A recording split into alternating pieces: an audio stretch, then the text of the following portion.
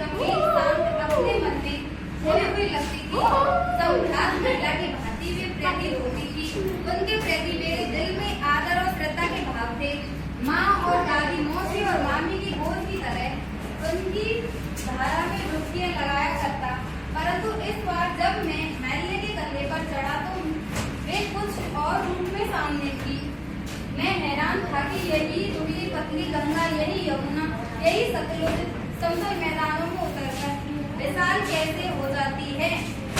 इनका उछलना और कूदना, खिलखिलाकर लगातार हंसते जाना, इनकी यह भावभंगी, इनका यह उल्लास कहाँ गायब हो जाता है मैदान में जाकर। किसी लड़की को जब मैं देखता हूँ, किसी कली पर जब मेरा ध्यान भटक जाता है, तब भी इतना कौतूहल और विस्मय नहीं होता जितना कि इन बेटियों की बाल लीला देखकर। कहाँ ये भागी जा रही हैं, वह कौन लक्ष्य है जिसने इन्हें बेचैन कर रखा है। अपने महान पिता का विराट प्रेम पाकर भी अगर इनका हृदय अतृप्त भी है तो वह कौन होगा जो इनकी प्यास मिटा सकेगा।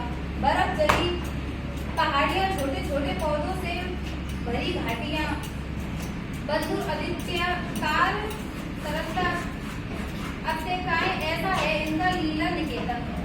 खेलते खेलते जब ये जरा दूर निकल जाती हैं तो देवदार, चीड़, सरोज, चिनार, सफेद कैल के जंगलों में पहुंचकर शायद इन्हें बीती बातें याद करने का मौका मिल जाता होगा। कौन जाने बुद्धा हिमालय अपनी इन नटखट बेटियों के लिए कितना सिर झुकता होगा।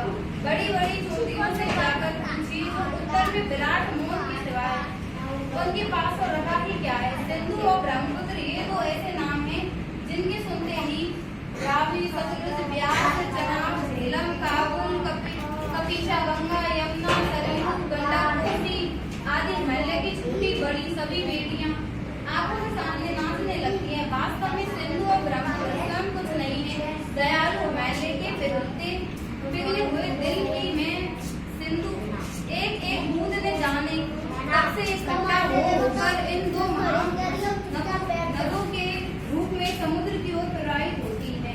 कितना सौभाग्यशाली है वह से पर्वतराज हिमालय की इन दो बेटियों का हाथ पकड़ने का प्रयत्न था, जिन्होंने मैदानों में भी इन नदियों को देखा बात आ सके कि बूढ़े हिमालय बच्चियां बनकर कैसे खेला करती हैं।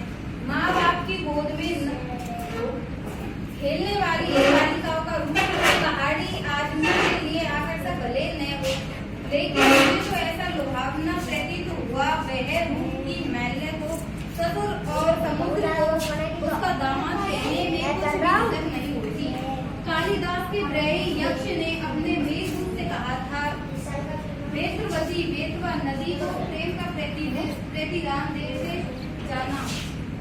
तुम्हारी वह प्रेयसी तुम्हें पाकर अवश्य ही प्रसन्न होगी। यह बात इन चंचल नदियों को देखकर मुझे अचानक याद आ गई और सोचा कि शायद उस महाकवि को भी नदियों का सचेतन रूप पसंद था। दरअसल जो भी कोई नदियों को पहाड़ी घाटियों और समतल आंगनों के मैदानों में जुदा जुदा शक्लों में देखेगा वह इसी नतीजे पर पहुंचेगा। काका कालेलकर ने नदियों को लोक माता कहा है, किंतु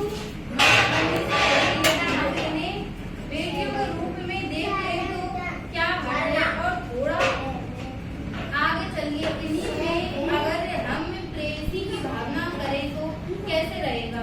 ममता का एक और भी धागा है जिसे हम इनके साथ जोड़ सकते हैं।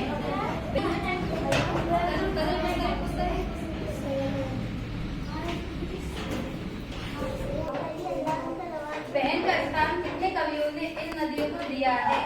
एक दिन मेरी भी ऐसी भावना हुई थी, जो की बात है मन उतर गया था। तबीयत ढीली थी, सतलज के किनारे जाकर बैठ गया।